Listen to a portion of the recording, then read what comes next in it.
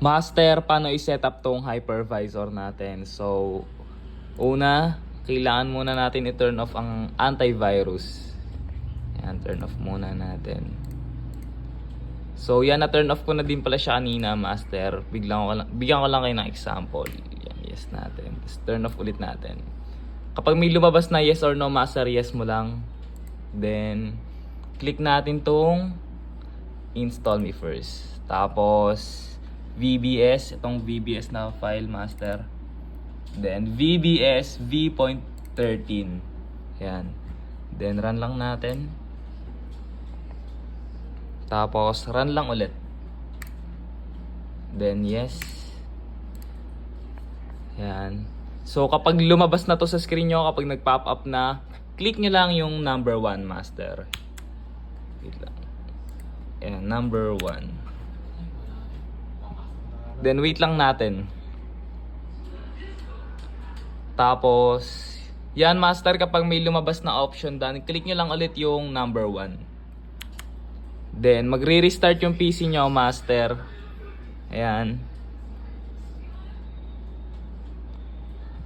Normal lang naman na mag-restart yan, Master. Yan, nag-restart na siya. Tapos, kapag lumabas to sa screen nyo, Master, click nyo lang yung number 7. Yan, click natin yung number 7. Kapag pala nag-power off or nag-restart yung PC nyo, kailangan nyo ulit i-set up yung hypervisor. Or kapag hindi nyo naman pinapatay yung PC, okay lang naman, pwede nyo pa rin laruin yung hypervisor. Kapag tinurn off or nirestart lang talaga yung PC. Open natin. Yan.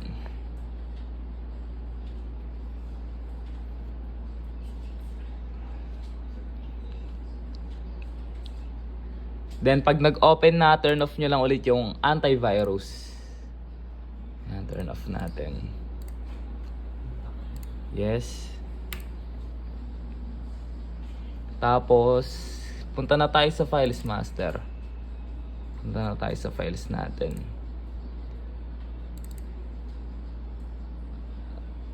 Then, click nyo na yung game launcher, Master.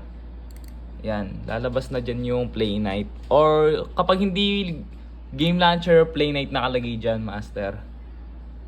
Yan, wait natin. Then, okay na, Master. Ready to play na yan.